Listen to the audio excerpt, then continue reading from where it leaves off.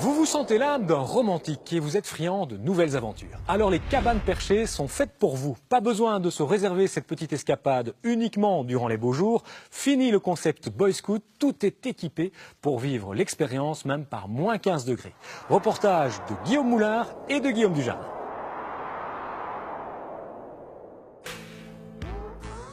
Imaginez-vous un week-end en total dépaysement au milieu de la nature et perché dans un arbre. L'aventure peut paraître tentante en été, mais elle est aussi réalisable en hiver. À Saint-Nicolas-la-Chapelle, dans le Val d'Arly, un jeune homme a réussi le pari fou d'offrir ce type de logis aux vacanciers en toute saison. Ça s'est fait en plusieurs temps. Moi je suis menuisier charpentier à la base, donc le travail du bois c'est mon boulot quoi. Et puis j'adore la nature, donc je cherchais à me mettre à mon compte, à créer quelque chose et j'ai réfléchi au projet tout doucement. Et puis à force de réfléchir, il est venu tout simplement à moi et là je me suis lancé, j'ai commencé à mettre en place les démarches qu'il fallait réaliser pour pouvoir faire ce genre de cabane. Et puis au fur et à mesure le projet est né. Nicolas est propriétaire de 3 cabanes perchées, dont une un peu différente, d'origine scandinave. J'ai une cabane qui est vraiment portée par les arbres qui s'appelle la cabane nid. C'est une cabane qui est ronde, qui est tressée avec des branches. Donc on a vraiment d'extérieur l'impression que c'est un nid d'oiseau qui est un peu en lévitation dans les arbres. Après j'ai 2 autres cabanes qui elles sont sur pilotis et qui sont plus d'architecture traditionnelle savoyarde. C'est des petits masos perchés dans les arbres.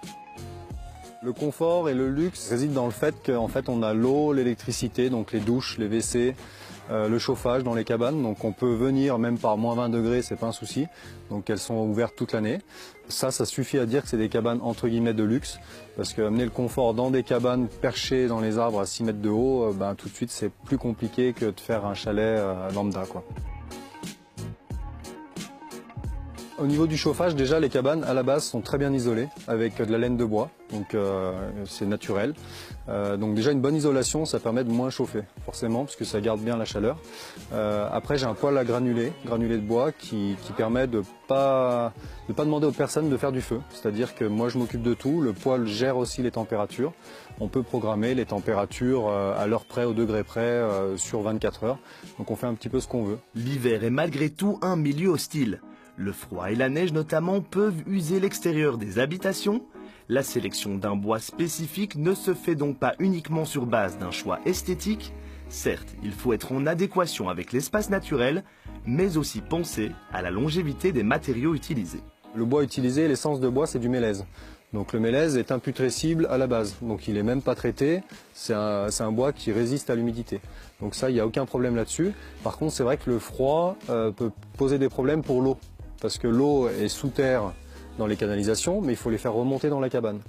Donc c'est à cet endroit-là qu'on a un point qui est entre guillemets délicat. Donc là, il faut bien isoler, mettre des tresses chauffantes pour qu'on soit hors gel et que les canalisations ne gèlent pas.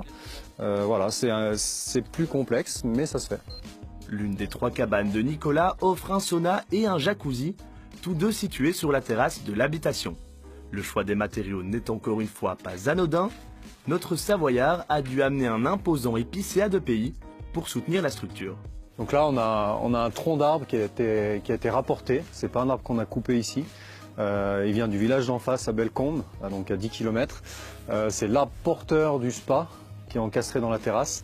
C'est un arbre centenaire, il a exactement 126 ans. On a regardé les vénages qui permettent de savoir quel âge il a exactement. Donc voilà, c'est une belle pièce, il fait 90 cm de diamètre, donc il est largement assez costaud pour supporter le poids du spa qui est quand même de près de 2 tonnes. On est face au spa qui est porté par l'arbre dont on a parlé tout à l'heure, donc un spa qui est entièrement fait en bois, en raie de cédar. Donc c'est l'hygrométrie du bois donc avec l'eau qui va gonfler et qui va garder l'eau à l'intérieur. Donc il n'y a aucun produit qui est rajouté, tout est naturel. Donc là on a une eau qui est chauffée à 40 degrés. Donc quand il fait moins 10 ou moins 15 dehors, c'est très agréable. C'est un spa qui est chauffé électriquement. Donc on a une résistance électrique qui maintient la température du spa autant que nécessaire. Cette cabane all-inclusive porte le nom de Cabane Mont Blanc, en référence à la vue imprenable qu'elle offre sur le toit de l'Europe.